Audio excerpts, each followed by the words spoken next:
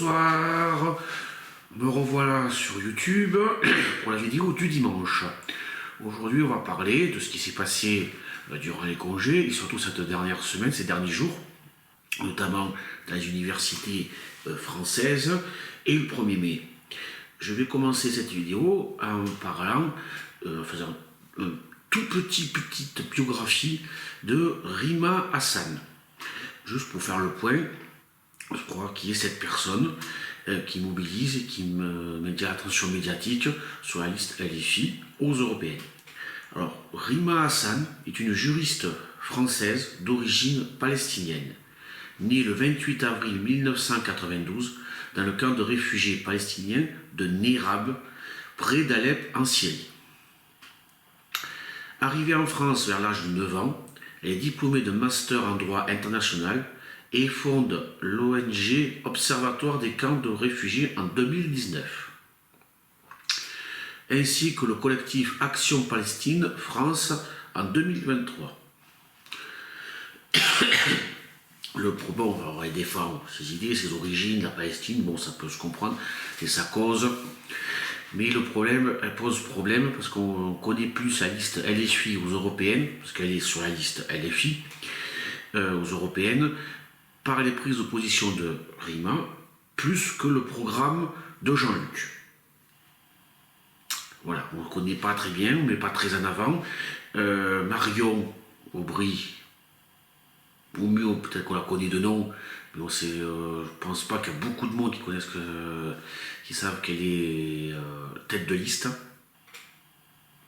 C'est dommage qu'on s'en là-dessus sur un problème particulier à un moment donné, plutôt que de penser à l'avenir. Il faudrait mieux de faire la propagande pour leurs idées, plutôt que de mettre en avant cette personne, qui n'est qu'un combat, c'est un combat parmi tant d'autres. Ensuite, vous n'êtes pas sans savoir qu'il y a une mobilisation très importante des étudiants pro-Palestine un peu partout en France, à Paris, à Sciences Po et à la Sorbonne, et en province, dans les grandes écoles, qui ont leurs antennes dans les grandes villes. Pour le moment, ce ne sont que les grandes écoles qui sont touchées. Influence américaine, due aux échanges entre les différentes universités franco-américaines. Donc il y a aussi, si vous regardez un peu les médias, les infos, vous savez qu'aux États-Unis, beaucoup d'étudiants soutiennent les Palestiniens, bon, mais vous n'êtes pas sans savoir aussi là aussi, même si je me répète, qu'il y a une guerre à Gaza, due à ce qui s'est passé le 7 octobre dernier. Et il y a beaucoup d'échanges entre étudiants, donc forcément, ce qui se passe aux États-Unis se répercute dans nos sociétés, dans la société française. Mais il ne faut pas oublier que c'est une minorité de trous de balles, quelques dizaines d'étudiants, selon les différents médias, même de gauche, tout ça, sur plusieurs milliers d'étudiants, renforçant l'idée qu'une minorité agissante permet de bloquer et d'influencer le cours. Ah oui, je n'ai pas honte de dire le cours de l'histoire, avec un grand H, et la vie des différents peuples, notamment le nôtre. Je ne pense pas qu'en faisant comme ça, on puisse faire avancer les choses. Je ne pense pas que Benjamin Netanyahu et les juifs israéliens, et israéliens en général, soient vraiment influencés par ce qu'on fait. C'est plutôt le gouvernement américain qui peut arranger les choses. Peut-être les manifestations qu'il y a dans les universités peuvent influer sur le cours de la politique, étant donné qu'aux États-Unis, au mois de novembre, l'élection présidentielle, et ça m'étonnerait que Biden soit totalement insensible à ce qui se passe. En France, on a simplement que des élections européennes, et Bruxelles, c'est quand même assez loin, donc je ne pense pas que l'Europe ait une grande influence sur la politique au Moyen-Orient et ce qui se passe. On a du mal avec l'Ukraine et la Russie.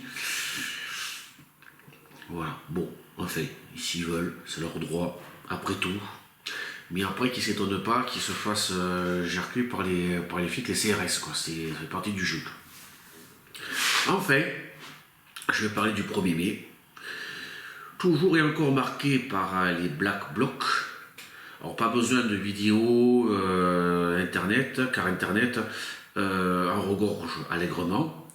Les extrémistes mobilisent encore et encore l'attention médiatique. On ne parle pas là aussi des différentes revendications qu'il peut y avoir. Encore l'année dernière, il y avait les revendications sur la retraite. Bon, vous pouvez y aller. J'ai fait pas mal de vidéos sur ce qui s'était passé, donc vous pouvez voir ma chaîne si vous voulez. Et vous pouvez regarder aussi ce qui s'est passé pour ce 1er mai 2024 sur les différents internet, les différents médias. Ça en regorge. C'est encore des casseurs. Cette année, il n'y a pas de revendication, si ce n'est renverser l'ordre social par la violence. Donc ça ne change rien. Ça ne change rien de montrer la tête des gens ou de les montrer déguisés. C'est toujours pareil, la même chose, les mêmes revendications. Ça ne change rien. La faute à la bourgeoisie, la faute au capital, à l'argent et les extrémistes. Là aussi, se développent et gagnent en influence médiatique. Voilà, merci pour cette vidéo et à une prochaine fois. Au revoir.